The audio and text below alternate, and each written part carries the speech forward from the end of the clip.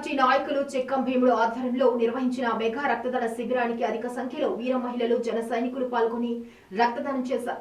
Mega రక్తదాన శిబిరాన్ని Amalapuram MLA Aithabathula Anandarao, మెట్ల రమణబాబులు రిబ్బన్ కట్ చేసి ప్రారంభించారు.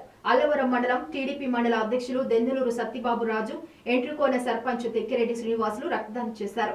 ఎమ్మెల్యే ఆనందరావు మాట్లాడుతూ డిప్యూటీ సీఎం పవన్ కళ్యాణ్ పుట్టినరోజు సందర్భంగా మెగా రక్తదాన శిబిరం మెగా ఫ్యామిలీకి తగ్గట్టు ఉందని ఈ కార్యక్రమం ఏర్పాటు చేసిన నాయకులు అందరికీ అభినందనలు తెలిపారు.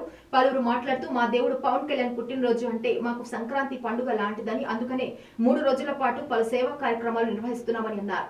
ఈ కార్యక్రమంలో చిక్కాల సతీష్, ఆకుల బుజ్జి, గండిస్వామి, పిండి రాజా, నల్లరాము, చిట్నీడి శ్రీనివాస్, బాలు, అధిక సంఖ్యలో మహిళా ప్రజా ప్రతినిధులు, జన సైనికులు పాల్గొన్నారు.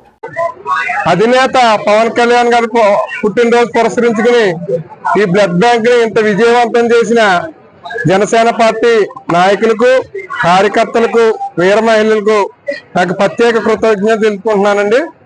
అలాగే రేపు ఉదయం 4 మండలాల్లో జరిగే డొక్కా సీతమ్మ క్యాంటీన్ కూడా జయప్రదం చేయవలసిందిగా కార్యకర్తలను కోరుకుంటున్నానండి. జై జనసేన, జై పవన్ కళ్యాణ్. నమస్కారం, నా పేరు ఆకుల బుజ్జి, జన సైనికుడిని, అమలాపురం నియోజకవర్గం.